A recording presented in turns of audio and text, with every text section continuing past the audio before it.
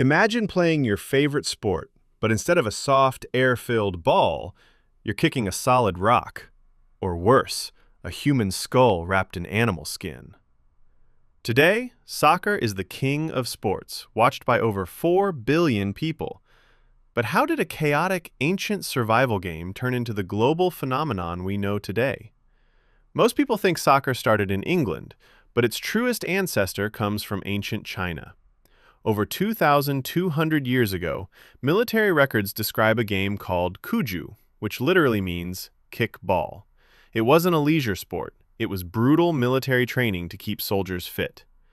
Meanwhile, the Greeks and Romans played their own versions. The Roman game, harpastum, was so violent, it was basically a martial art used to train gladiators.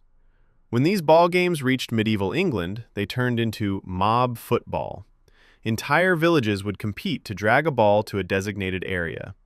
There were no rules, shins were broken, property was destroyed, and it was so dangerous that English kings literally tried to ban it for centuries.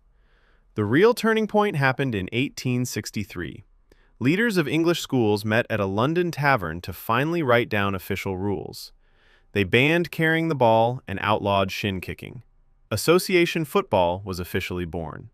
With set rules, the game exploded globally. British sailors and immigrants carried the sport across oceans, transforming it into a universal language.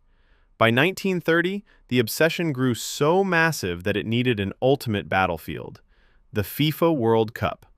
What started as 13 teams in Uruguay has evolved into the greatest sporting spectacle on Earth, halting entire nations for 90 minutes. But how did this single tournament become more powerful than politics, creating the ultimate global rivalries? Imagine throwing a massive global party, inviting the entire world, and absolutely nobody shows up. That was the nightmare facing FIFA in 1930. The first ever World Cup was about to start in Uruguay, but just 2 months before kickoff, not a single European country had agreed to play. To understand how we got here, we have to look at this man, Jules Rimet. He was the president of FIFA. After witnessing the horrors of World War I, Rimet believed that if nations could fight each other on a soccer field instead of a battlefield, it could literally save humanity. Before the World Cup, the only global tournament was the Olympics. But the Olympics forced a strict rule. Players couldn't get paid. Rimet hated this. He wanted the best players in the world to compete, even if they were poor working-class citizens. So in 1928, FIFA rebelled against the Olympics and voted to create their own ultimate tournament. Uruguay was chosen as the host because they were the reigning Olympic champions. But then, disaster hit. The Great Depression struck the global economy. European players, who were mostly amateurs with regular jobs, refused to board a ship for a 2-week journey across the Atlantic Ocean, fearing they would be fired.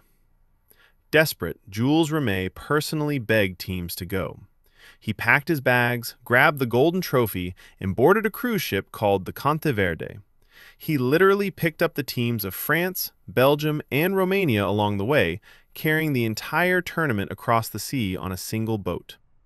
When they arrived, the matches were pure chaos. There were no qualifying rounds. Anyone who showed up played.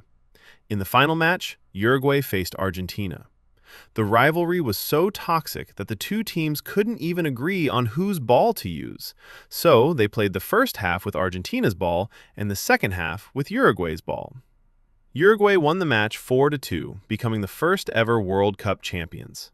The next day was literally declared a national holiday. Jules Rimet's crazy dream had worked.